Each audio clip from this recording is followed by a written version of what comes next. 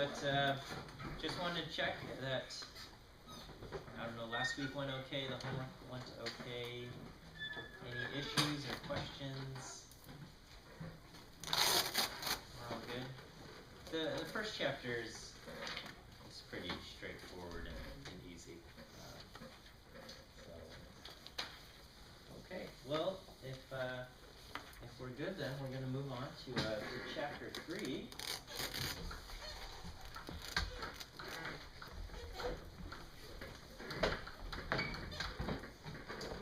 Which is all about probability, okay? And so, last week we just learned about data and some ways to describe data, okay? So we have describing data,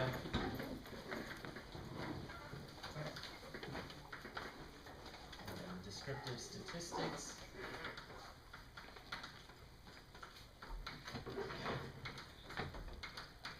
that's chapter 2. And today we will learn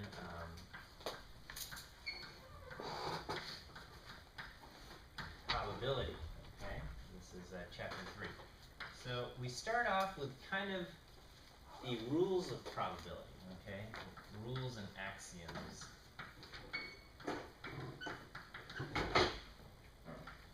Axioms is just a fancy word for rules. And so we're going to learn kind of the rules of probability, and building off of these rules of probability, next week we will get into probability distributions. Actually, today we will learn one basic probability distribution. If I could spell.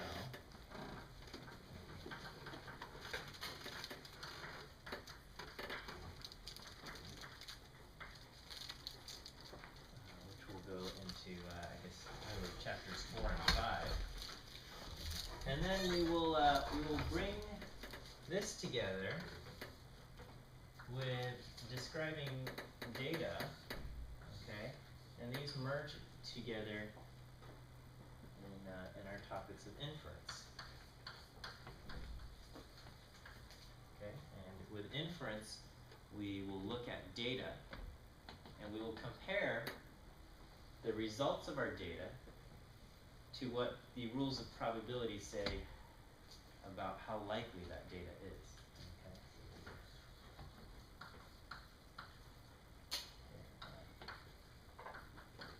What we observe in data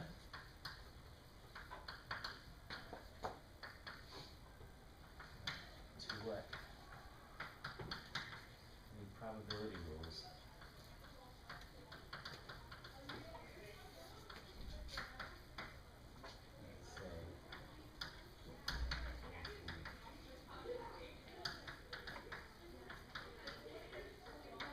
Likelihood.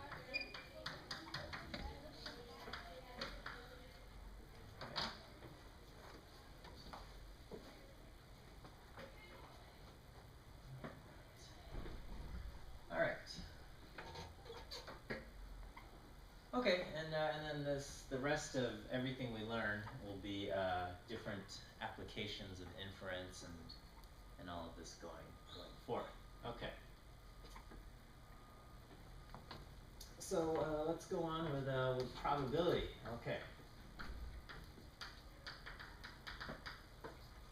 So I guess there's some notions or a few different ideas of what probability might mean. And here we will just we will say that if there is some event A,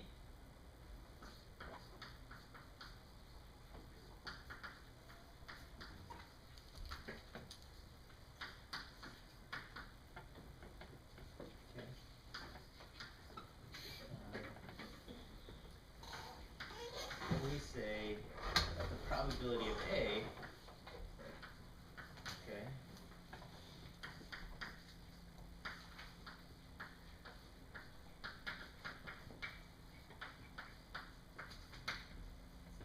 A, which we will write as probability of A,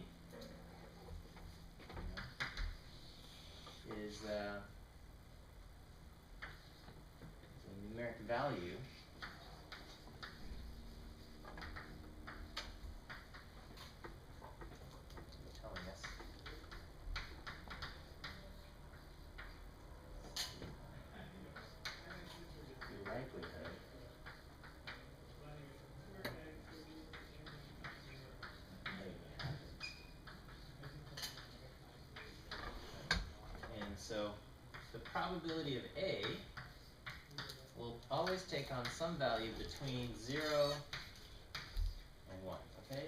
We're okay with this notation, 0 less than or equal to probability of A less than or equal to 1, to say that probability of A is between 0 and 1, okay? Notice that we put the probability of A is between 0 and 1, and we never actually say A is between 0 and 1. A is the event, okay? So it could be A is the event that a coin flip lands heads, or A is the event that a randomly selected person has brown hair, or A is the event that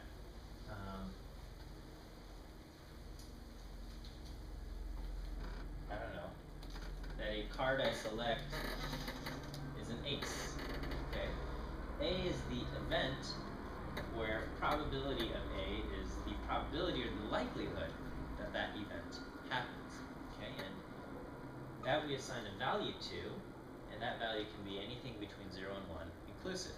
If it's equal to 0, that means A never happens, okay? The event A,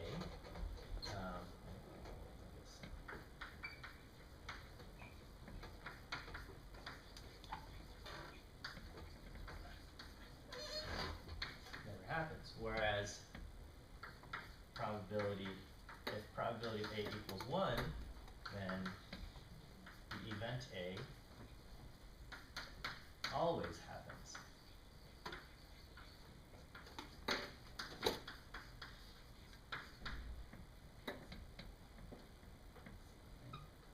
And so we could say the probability that a coin flip lands heads equals 0.5. Okay, so that's if I were to flip a coin, the probability that this coin lands heads is 0.5. Okay? If I can write probability that a randomly selected card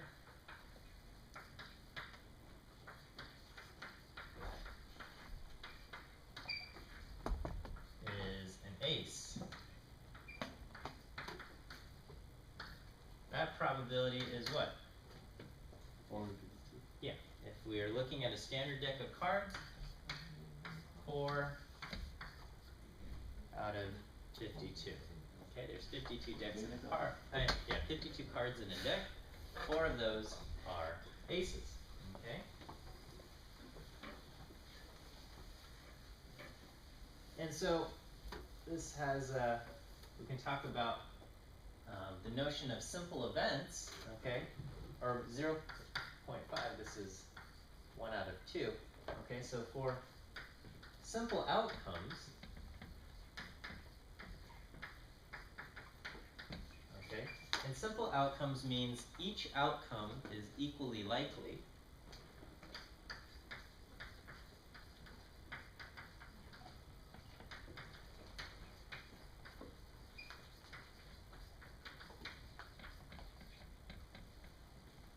Each outcome is equally likely, then the probability of some event A is equal to the number of outcomes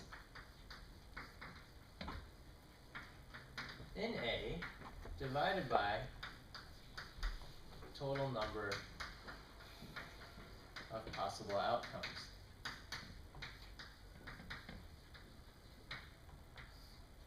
Okay, and so that's how we get 1 out of 2 here. If you flip a coin, there's 2 possible outcomes. Each are equally likely. Heads is equally likely as tails. So the number of events that are included in coin flip lands heads, there's only 1. Okay, 1 out of the 2. So the probability that this happens is 1/2. And this thing, a randomly selected card is an ace. We have 52 cards.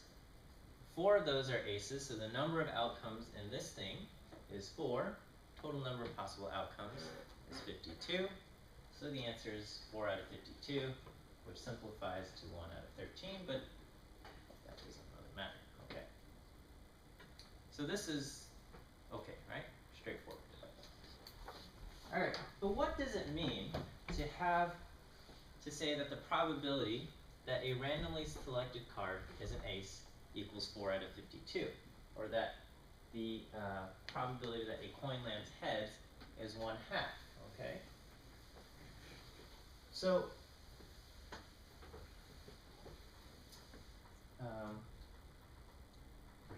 in this class we take a classical view of probability, okay?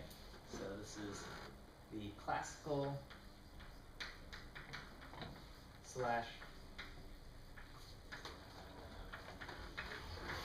frequentist view of probability. Okay, so this is the probability that was understood and used, you know, back in the 1600s when probability emerged as a field, when they were trying to figure out games of chance and things like that. Okay, as time has gone on, there's another view of probability emerged, and that's called the Bayesian view. I don't know if you guys have heard of that. Okay, it's kind of the, I don't know, big craze with big data and all of that. That's all based off Bayesian statistics. I kind of compare it to Newtonian physics that developed a long time ago, and then, you know, more relative or newer stuff, more recent things like relativity and quantum mechanics, which are all part of physics and things like that. But you start with the Newtonian classical views, and then later on you can learn the, I guess, more complicated things. So in this class we're just going to learn this classical frequentist view, okay? If you take more classes on statistics, you might encounter the other view.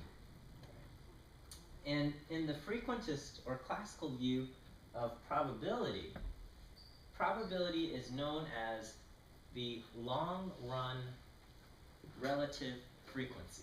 Okay, so the idea of probability can be thought of as the long-run relative frequency.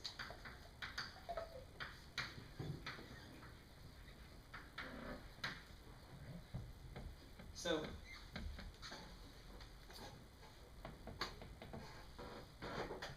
let's say you've never seen a coin before in your life, okay? Or something happened, you've never seen a coin before in your life.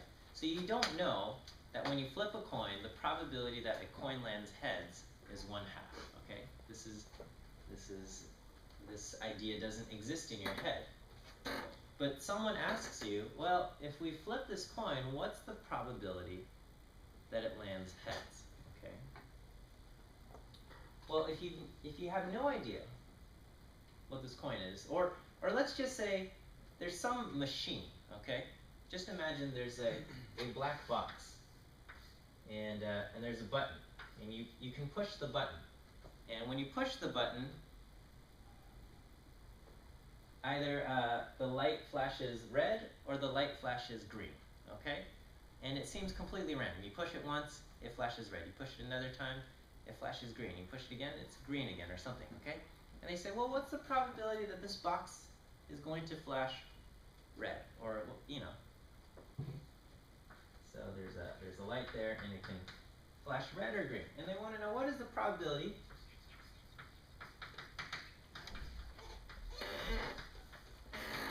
that it flashes red? Okay?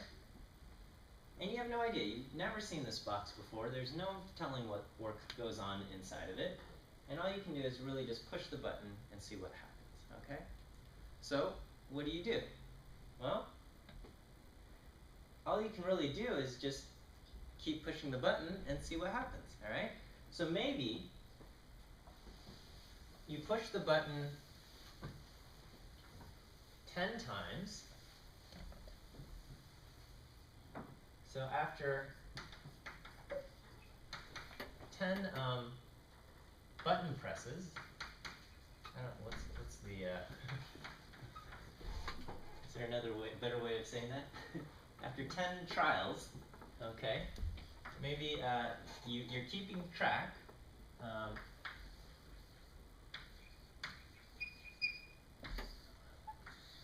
And it has flashed red 3 times, and it has flashed green twice. Okay, so after 10, you've done this. So we would say your empirical probability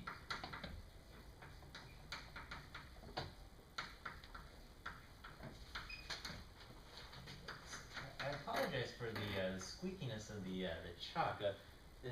I'm not accustomed to this chalkboard, so it squeaks much more than I'm used to.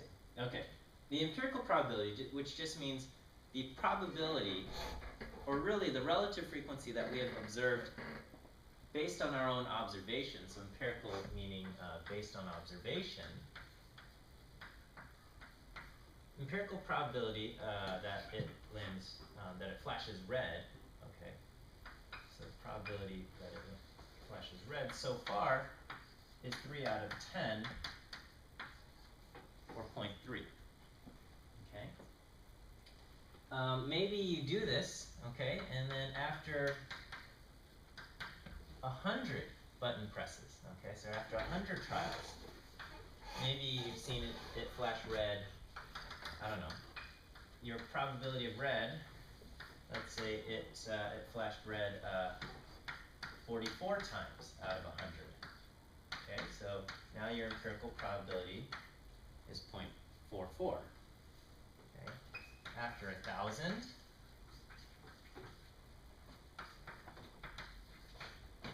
maybe the probability is equal to maybe let's flash 412 times out of 1,000. Okay, and you get 0.412, etc., etc., etc. Okay. The true probability, which is what this frequentist notion gets at, is that if we could do this an infinite number of times, okay, which we can't,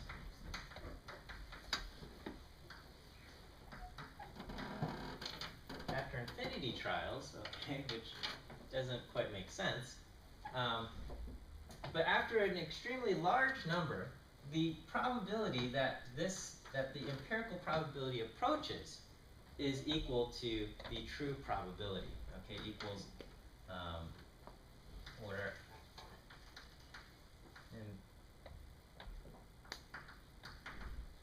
empirical probability would equal the true probability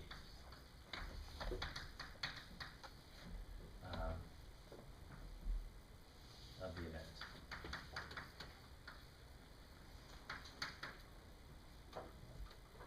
So our notion of probability is all based off of the idea that if we could repeat this thing over and over and over and over again, up to an infinite number of times, the relative frequency that the event happens is the probability of the event.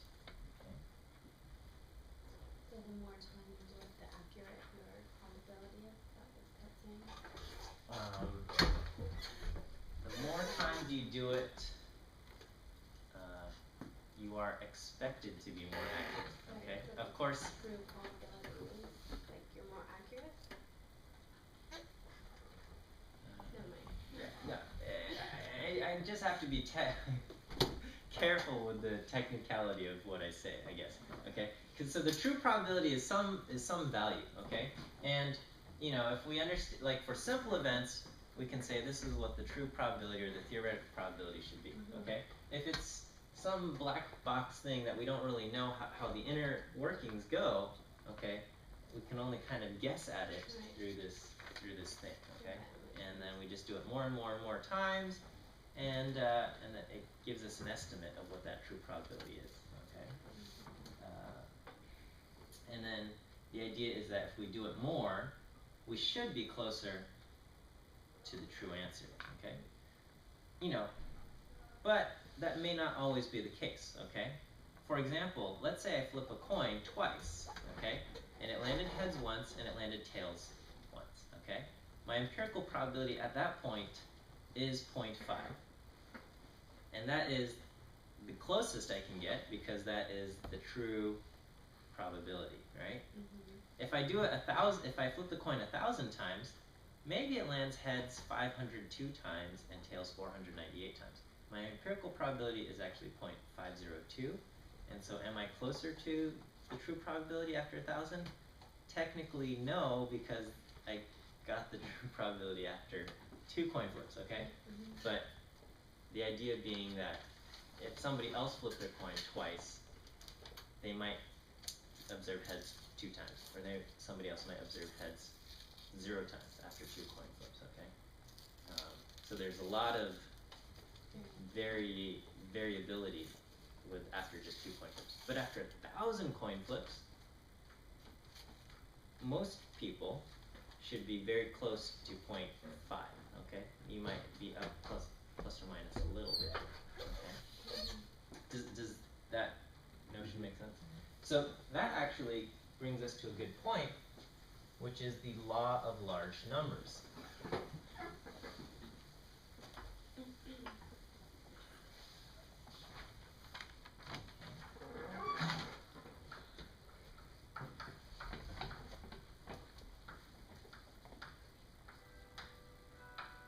The law of large numbers says that if we are looking at probabilities, okay, or looking at empirical probabilities, the more trials we do, we expect our empirical probability to be closer to the theoretic probability. Okay, so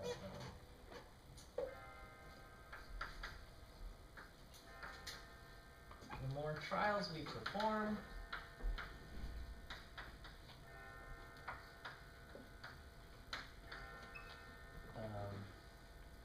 we expect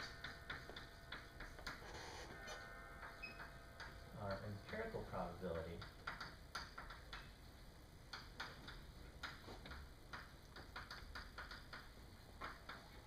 to be closer to the theoretic probability.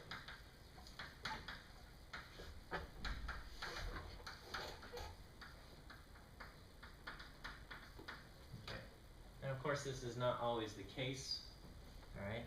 So for example, coin flip, so we can have 2 trials. After 2 trials we might observe 0 out of 2, 1 out of 2, or 2 out of 2 in terms of empirical probabilities for the number of heads that we observed. Okay, these are all pretty likely. Actually, this happens with probability 0.25, this happens with probability 0.5, and this happens with probability. I should write probability of this. Okay, this being the probability that we observe 0 out of 2 coin flips being heads. Is that okay? Mm-hmm. Okay. So after 2 trials, we might get this. We might get the actual 1/2, which is what we want. Okay. But after 100 trials, okay, we might see like 47 out of 100 or 48 out of 100, etc., etc. We might see 50 out of 100, 51 out of 100, and so on and so forth, okay? The ones that are close to 50 out of 100, these are likely, whereas after 100 trials, it is possible that after 100 coin flips, maybe only 25 of them landed heads. Is that possible? Yes, it's possible, okay, that only 25 out of 100 landed heads. Okay? This is possible but unlikely.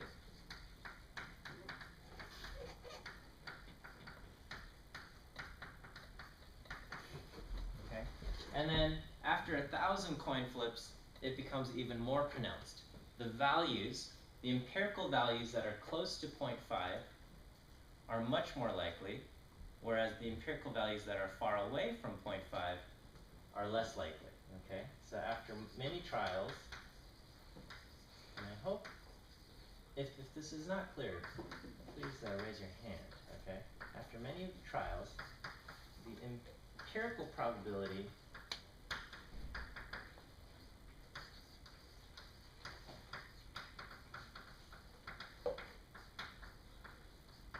that are close to 0.5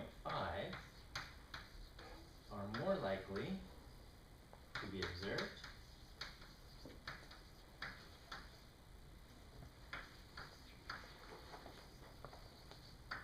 More likely to be observed than the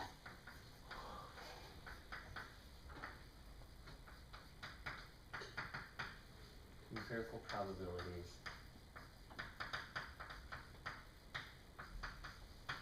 that are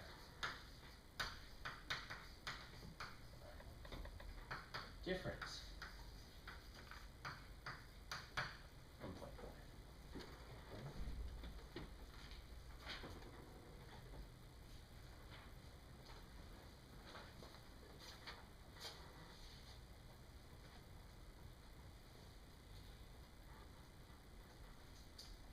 Yes. Can you explain how you got 0.25 or Oh, 0 okay. out of 2? Yeah, we can get into that right now, actually.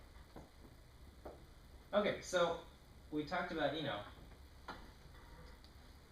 how are we getting this? Okay. I was just. Can I erase this? Not yet. Okay.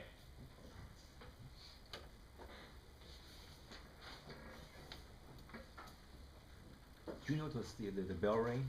It sounds exactly like the Big Ben. Yeah, it's and it's not real bells. It's a speaker, Oh. and they play like a wave file. Or a speaker thing.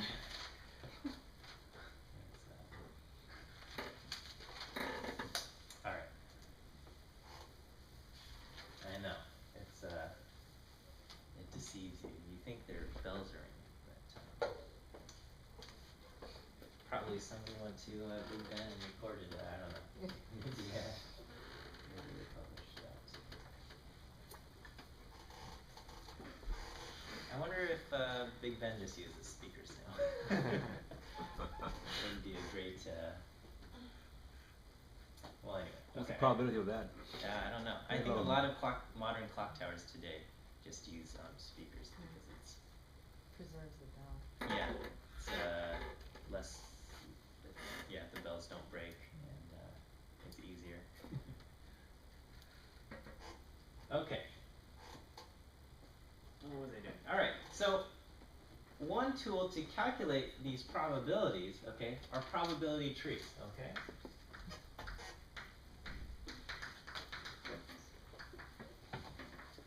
These allow us to calculate the probability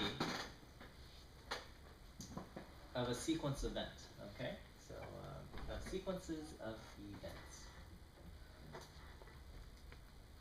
So, the simplest probability tree that we could probably create is that we are going to, right here, we flip a coin,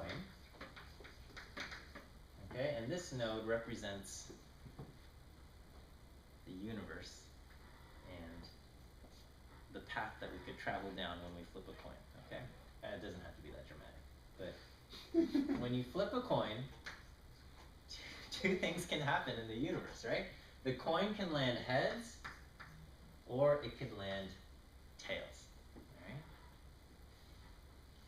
So, depending on what attitude or philosophy you adhere to, okay, we could say the probability that we travel down this path in the universe is 0.5, and we can travel down this path in the universe with probability 0.5 also. Right? So, if let's say we let y equal the proportion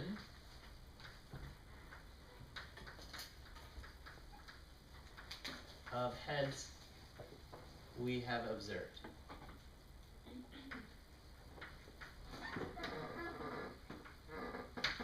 Okay?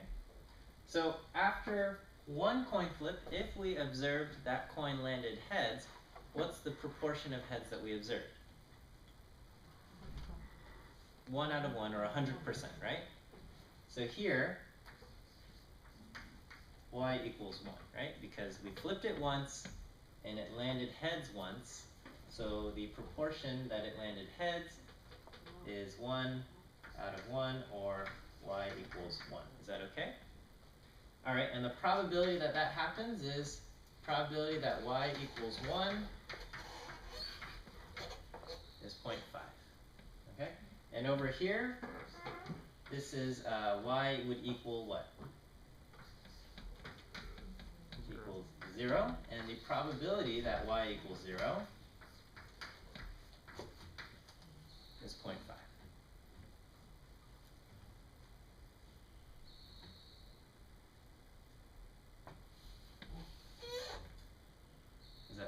That's okay. Alright, let me, okay, so that is the simplest tree that we could possibly have. Let's just make it a tiny bit more complicated. And we will say, again, we flip a coin here, and our universe diverges into two paths. We could go down, I wanted to say the path of righteousness, but no. We could go down that path with probability 0.5, or the other path with the probability would be 0.5, okay? And, alright, we're going to say, okay, let's say we ended up down this path, we could flip the coin again, and again, the universe could split into two. And, you know, there's some, whatever, in science fiction they'd like to talk about million parallel universes and how every, in some universe I've said something different, right? Okay, and this happens with probability 0.5, and this happens with probability 0.5, okay? And same thing over here. Each of these happen with probability 0.5. Okay. So the top, if we go down this and then this, if this happens, then what we have observed is heads and then heads, and that happens with probability, and I just multiply down my paths. Okay, so I do 0.5 times 0.5, and I get 0.25. This is the probability that after two coin flips, I have observed two heads. So my proportion of heads would be 2 out of 2. Or, you know, this is, so y could be equal to 2 out of 2 coin flips is heads. Alright, and the probability that y equals 2 out of 2 is 0.25. Is that okay? Over here, I get heads once and then tails. So that would be 0.5 times 0.5. This happens with probability 0.25. And this happens also with probability 0.25. And I get probability of 0.25 down all of these paths, right? Okay. This is the sequence that the first coin flip is heads and the second coin flip is tails. This is the sequence that the first coin flip is tails and the second is heads. And this is tails and tails, okay? This sequence happens with probability 0.25, and this sequence happens with probability 0.25. However, if I asked what's the probability that after two coin flips, I observed one head, or in other words, what's the probability that y equals 1 out of 2, that the proportion of heads I observed after two coin flips is 1 out of 2, I must include this possibility and this possibility. Okay, so I get 0.25 plus 0.25, and so this happens with probability 0.5. Okay.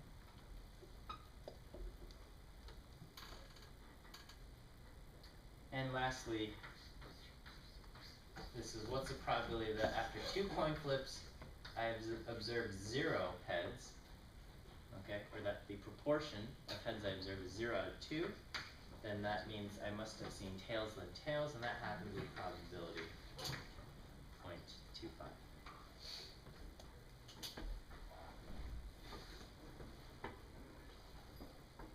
Is that alright? Okay. We can do this, let's say where the events are not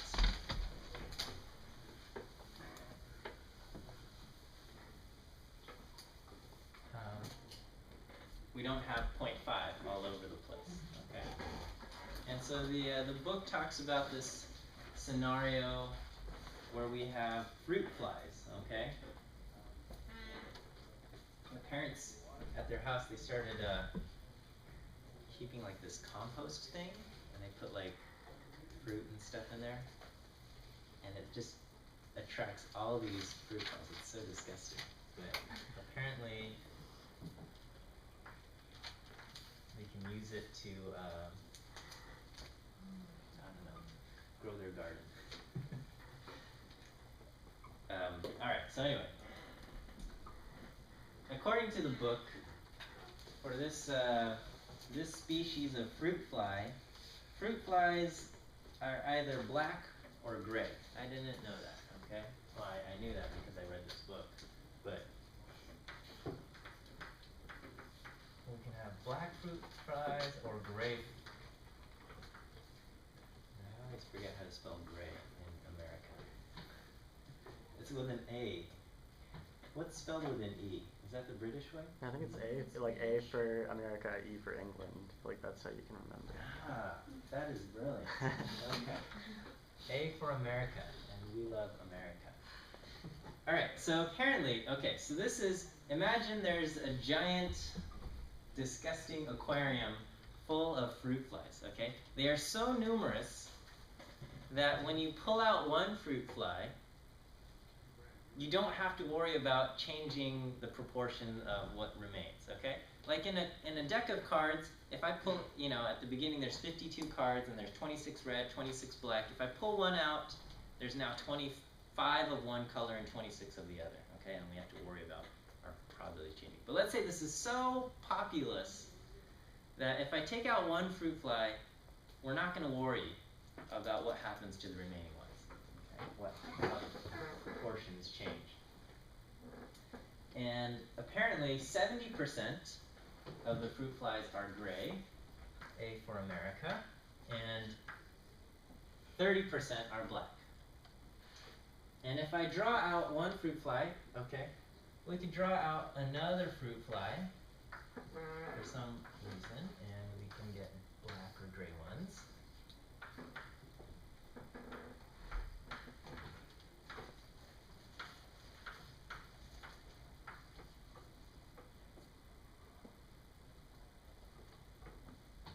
So is Gandalf the Grey spelled with an A or an E, or does it depend what version you buy? Alright. And then we can say, okay, well, what is the probability that after I draw two fruit flies, that both of them are black in color? Okay? And what is our answer? 0.09, right? 0.3 times 0.3. Ooh. And I get 0.09, yep. So that means I have to go first fruit fly black, then another black fruit fly, and I get that, okay? Alright, what if, and I ask, what is the probability that I have one, after two fruit flies, I get one of each color?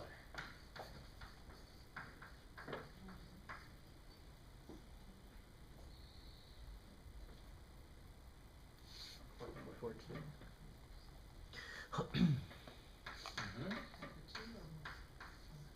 Yeah, so the way we do this is that one of each color consists of, I can go black then gray, or I can go gray then black, okay? And this happens with probability 0.3 times 0.7, and this happens with probability 0.7 times 0.3. This is 0.21 and 0.21, and I combine those together to get 0.42.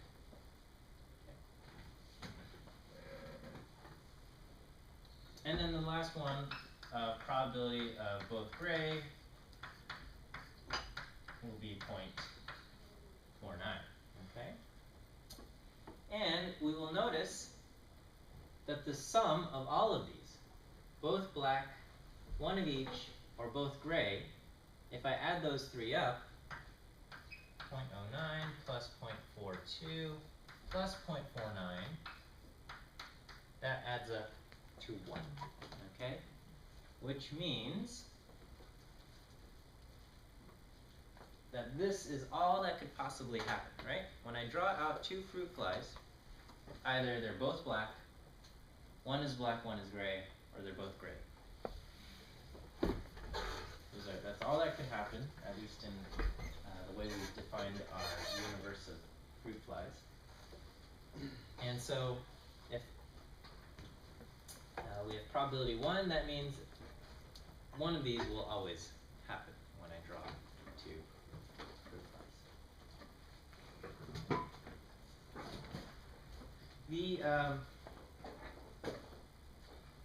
The probability trees, okay, are also useful. So in this case, we have 0.3, 0.7, and all of that.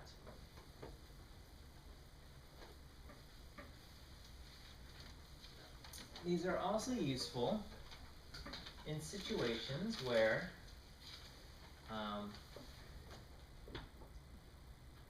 the probability of the following event changes depending on the first event. Okay?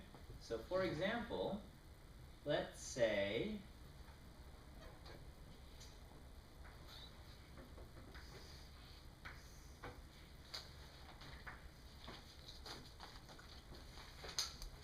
I can't think of an example here. Alright.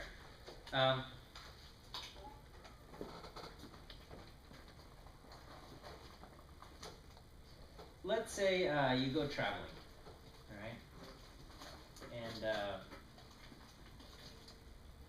And you want to know if there's a connection in Chicago, and you want to know if your flight's going to be delayed or not, right? And I say, well, let's check the weather, okay? And what? If there's a snowstorm in Chicago, you're more likely to be delayed, and if there's no snowstorm, you're less likely to be delayed, right? Okay, so let's say if there's a snowstorm, okay, so if there is a storm, probability of a delay, let me write out. The probability of delay is equal to 0.4, and if there's no storm,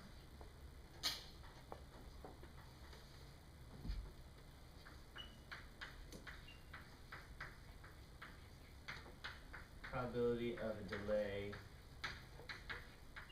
is, let's say, 0.15. Okay.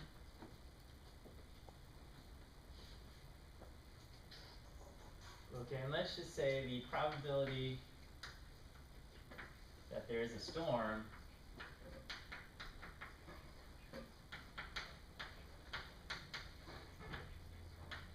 is, I don't know.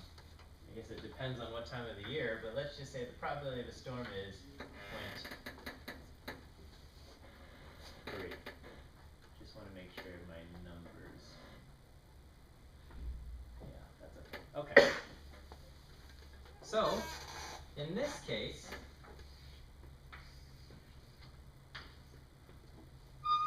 we can say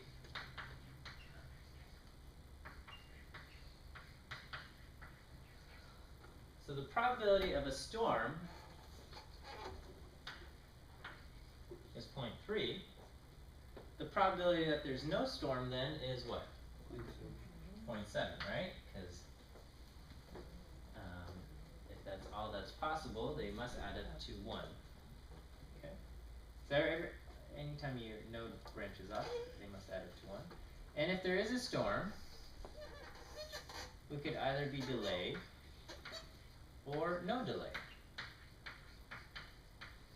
What's the probability that we're delayed? 0.4, and what's the probability that we are not? 0.6, okay, and over here,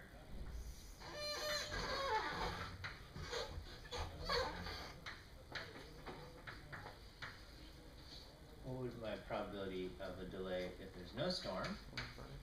0.15 and 0.85. Alright, so what is my overall probability that there is a delay?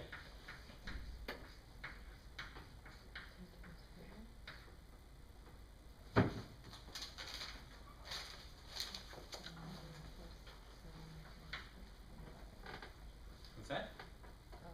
I'm saying 0.3 0.4, and then plus 0.7 times 0.15. Yeah.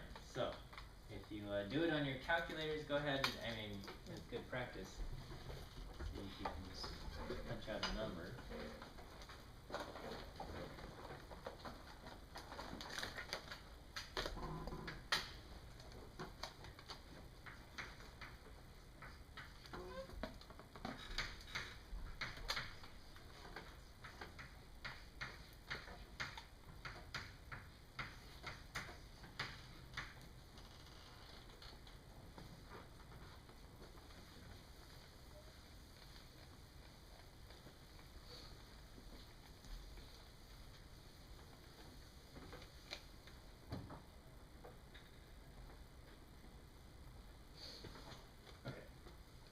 Is this what we got? Probability of delay is going to be equal to either delay with a storm or delay without a storm. So I'm going to have 0.12 plus 0.105. That gives me 0.225. Okay. This number, 0.4, okay? So over here there's some notation notes, alright?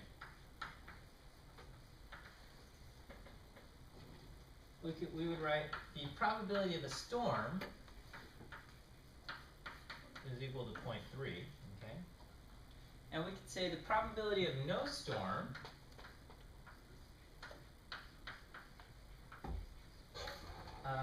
which is also known as the probability of the complement of the storm, okay? And we can, and I know students hate this because it's confusing, but we could put a C after storm, and the C stands for the complement,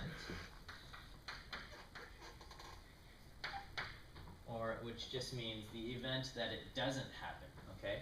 So the complement of A is when A does not happen.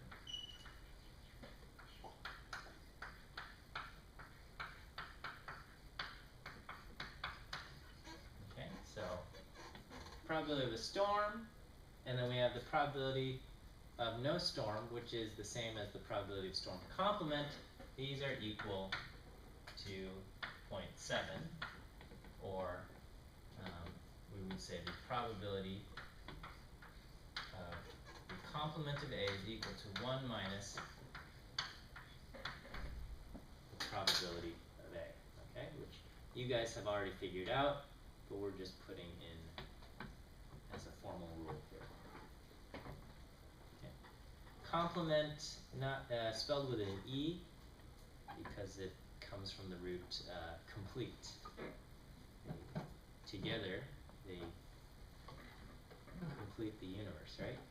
There's the universe that has the storm and the universe that doesn't have the storm, okay? The universe where the coin landed heads and the one that didn't land heads. So those are the two.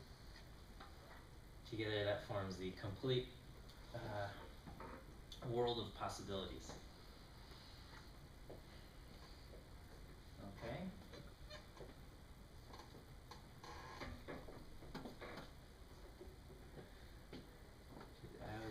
because whenever I say complete, it reminds me of Jerry Maguire, and now I feel like that movie is nobody's has seen that anymore.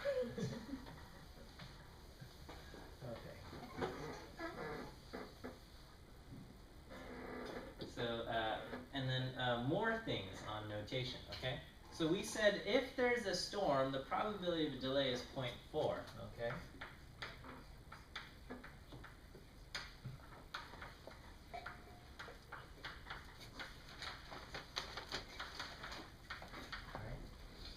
If we want to write this symbolically, we would write the probability of a delay, vertical bar, which we write, which we read as given. So the probability of a delay given that there's a storm is equal to 0.4. Okay. So we see this here because we have gone down the storm path. Here, I'll let you guys write that. I'll talk about the storm. Okay, so we say the probability of a delay given that that there is a storm, or that we went down this path that says storm, is equal to 0.4. So if we go down the path of storm, the probability that there's a delay is 0.4. Okay. So how would I write? What would I write over here to get this number 0.6?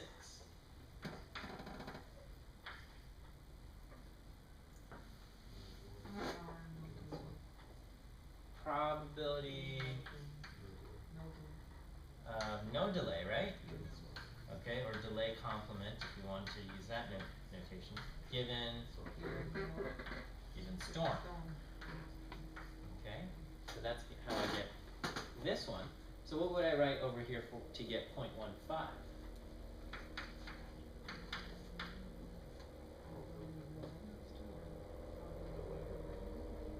So I would write probability of delay first, given no storm, right? Okay, and then the last one, 0.85, would be probability of no delay, given no storm. Okay.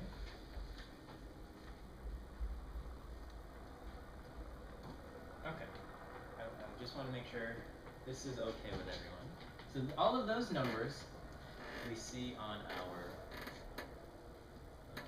probability tree.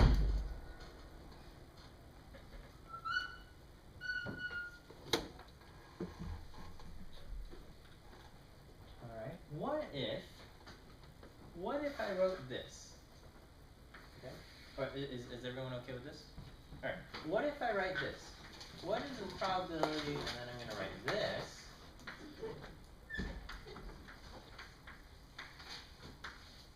What does this mean? Yeah, probability of a storm given a delay. What does that mean?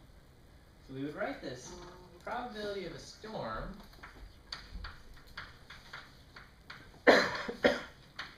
given delay. So what does that mean?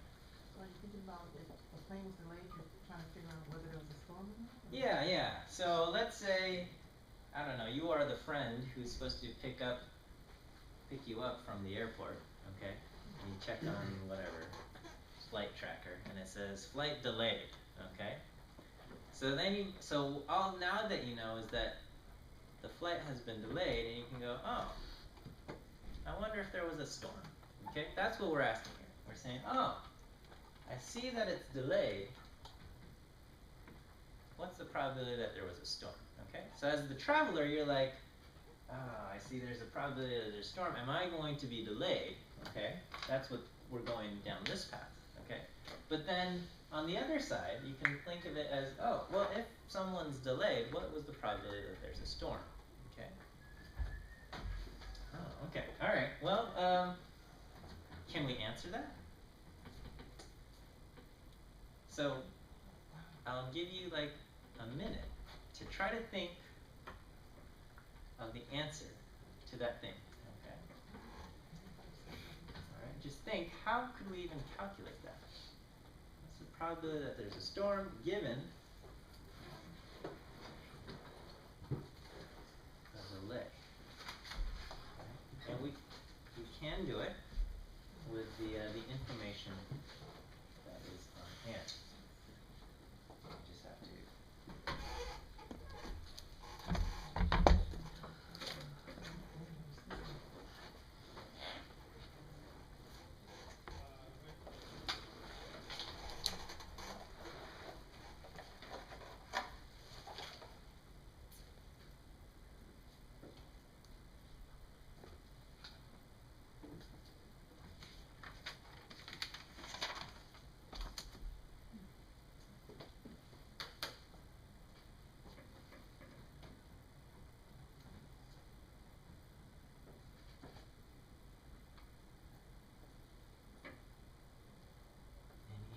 any guesses? Alright, who thinks the number is close to 90%? Just ballpark numbers. Close to 80%? 70? 60? 50? No idea. 40? No idea. No idea. Huh? Okay, well I will give you the answer and we'll talk about how we get this. Okay, the answer is 0.53333. Alright, so we are saying is that what we know is that a delay has occurred. Okay? So now our universe is limited in the possibilities that could happen. Okay? Because we know that a delay has happened, we know that this event is no longer possible. Okay? Where it says no delay. So the possibility that there was a storm and it didn't end up in a delay. And then over here is also impossible, that there was no storm and no delay. Okay? So if we cover these two up, our universe is now limited to just this possibility and this possibility.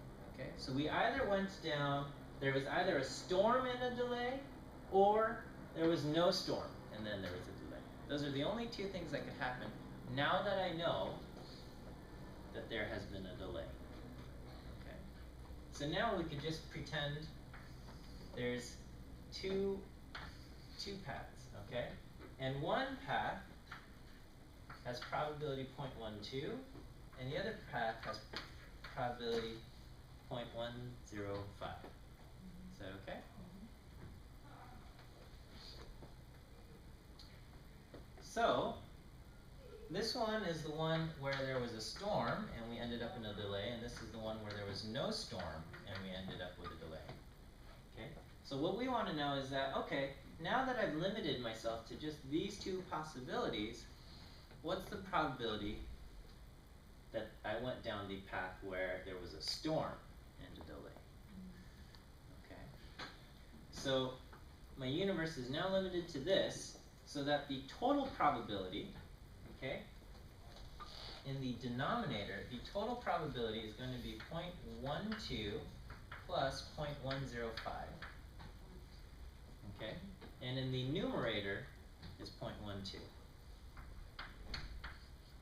So I have 0.12 divided by 0.225, and that gives me 0.5333. Alright, so that is how we get that, I guess conceptually and using our tree. Alright, I'm going to put down, I guess, the formula or the equations that go with it. The equations are always a lot more confusing.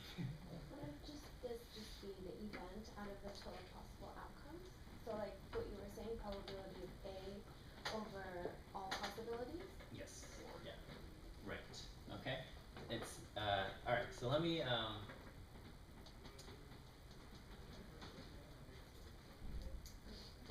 if we have the probability, if we want to know what's the probability of B given A, this is equal to the probability of B and A divided by the probability of A.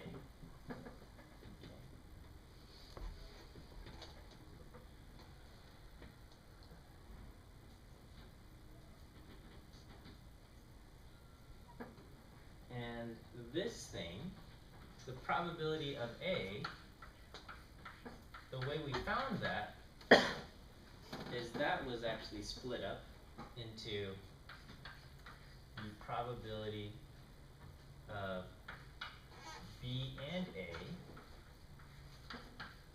plus the probability of B complement. Oh, this is so awful now. But that's what we have done, okay? This thing right here, probability, what is probability of storm given a delay? We found that by doing 0.12. What is 0.12? That is storm and a delay. Okay, and we divided that by, what was 0.225? That was probability of a delay. Okay, but how did we get that? Probability of a delay is equal to this plus this, which we can see is actually, if we replace B and A with storm and delay, this is probability of the storm and a delay plus the probability of no storm, B complement, and a delay. Okay. I hope that's okay. I know, every time you switch things up with formulas and letters and equations, it always feels a little bit. Do you mind rewriting the equation for the complement again, where it's the probability of like 1 minus what it was again? Yeah, so the probability of A complement is equal to 1 minus the probability of A. Okay. But we, this B and there is one formula that I did skip. I guess for completeness I'll put it up there. But I fear that it will only confuse you. No, it shouldn't. I'll explain. Okay, so anytime you have something, probability of B and A, or A and B, the letters don't matter, okay? A and B, it doesn't matter, or B and A, which I will just say they are exactly the same. These are both equal, okay? Depending on what information is available, this is equal to the probability of A times the probability of B given A, or if that's not the information available, you do probability of B times the probability of A given B. Okay, whatever, because these are all the same, I could flip the letters around, A and B, B and A. These are all the same. And this is something, this equation looks clunky and uncomfortable, but it's not. We've already done this, right? What is this? This is the probability of a storm, okay? This 0.4, what was that? That's probability of delay given storm, right? Okay, so this is the probability of a storm times the probability of a delay given storm, which gives me 0.12, which is the probability of a delay and a storm, or probability of a storm and a delay. So this is the and. This is the one that with the given and things like that. Okay.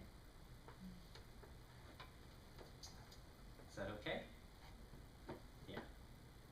I think the tree is a lot easier. Okay? You don't have to worry about all of these labels of B and A and B and all of that stuff. Okay? But some people prefer equations, and I've seen books taught entirely with equations like this and no trees. And it's still correct. It's maybe just less, in my opinion, less clear. But not everyone learns visually, so some of the equations will work just as well for some.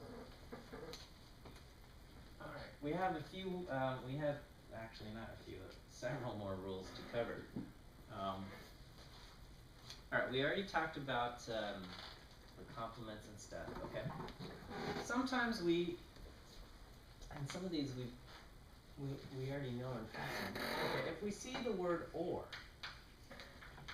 okay, if we say what's the probability of A or B,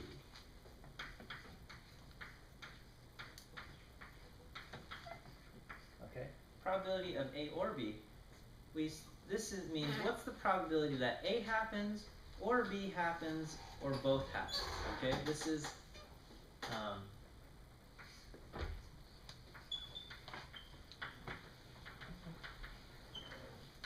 probability that A happens or B happens or both happens. Okay? In the English language, the word or is slightly ambiguous, right? Because we ask you questions like, do you like chocolate or vanilla? Okay? If you're a computer programmer, your answer would be yes, right? But the joke being, in English, sometimes we say, do you like chocolate or vanilla? And we expect you to say, I like chocolate, or I like vanilla, okay? But you can but in statistics or in computer programming, the or means, if this is yes, then the whole thing's yes. Or if this is yes, the whole thing's yes. Or if both are yeses, then the whole thing's a yes, okay? So this means A could happen, or B could happen, or both could happen, okay? So the or here is what we call an inclusive or, meaning it's A or B or both, okay? In statistics, we never use or as an exclusive or, which is the situation we have when we say, do you like chocolate or do you like vanilla? And you have to choose one or the other, okay? That's not what we have here. So, for this, for mutually exclusive events,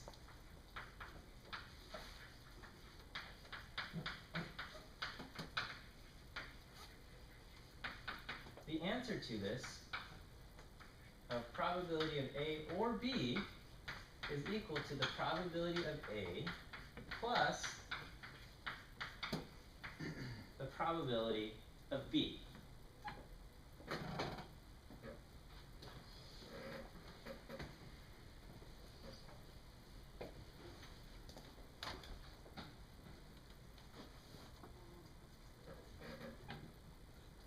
Alright, and the mutually exclusive means that there is no overlap of A and B, okay?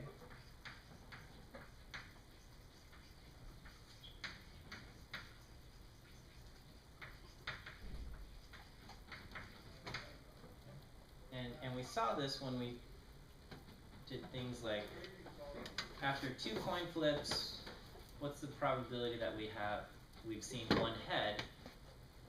We got that answer by saying, well, we could get heads then tails, or we could also get tails then heads. Okay.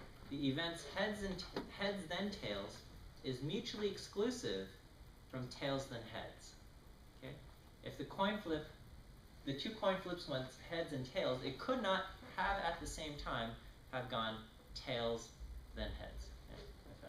If I'm saying this right, so if I say, what's the probability of one head after 2 flips?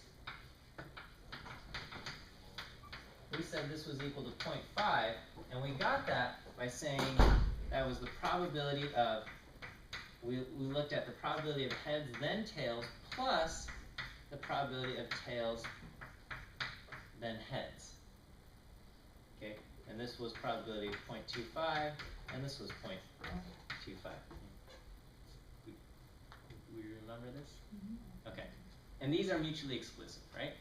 Because if this happened after 2 coin flips, this could not have also happened at the same time. Okay, so we just added those. the general rule for OR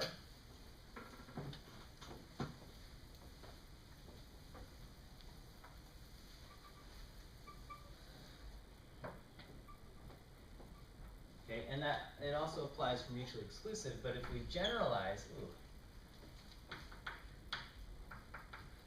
the OR rule, then the probability of A or B is equal to the probability of A plus the probability of B minus any overlap, probability of A and B.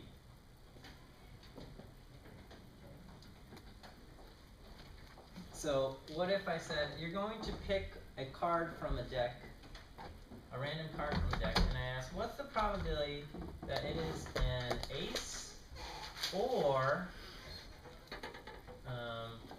a heart? Okay, and what is our answer? Well, there are 4 cards out of 52 that are aces, and there are 13 cards out of 52 that are hearts. Okay? But if I just added those together, I'm double counting the ace of hearts, right? Because the ace of hearts is counted here, and it's also counted here. Okay? I want to count that card, but I only want to count it once. So I've got to subtract off one of those times I counted it, okay? Which is the A and B. So I get 16 out of 52. Okay. Where did the 1 over 52 come from? This is probability of ace. This is probability of a heart. And this is the minus the probability of an ace and a heart.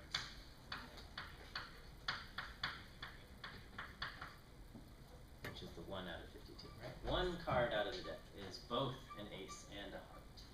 And I have to subtract. Okay. That rule also applies over here with mutually exclusive events. It's just that for mutually exclusive events, what is the probability of A and B?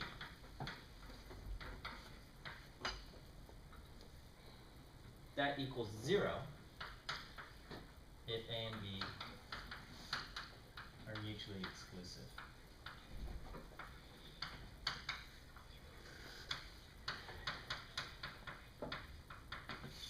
Okay.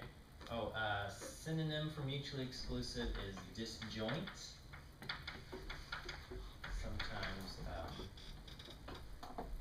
Sometimes we'll throw that out there. It means the two things cannot happen together. Or the definition of probability is that A and B, the probability of A and B is equal to 0. Okay? That's for this example, right? Yeah, or any by definition, mutually exclusive means A and B. The probability of A and B equals 0. Okay? So, it's the probability the coin lands heads and lands tails. Okay? Coin lands heads and tails is mutually exclusive. They both cannot happen together. Yeah. Okay.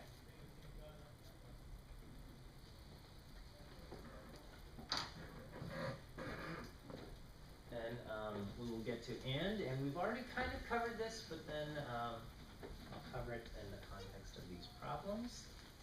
Or I don't know, I guess some more rules. Maybe we'll get all the rules out of the way. Alright.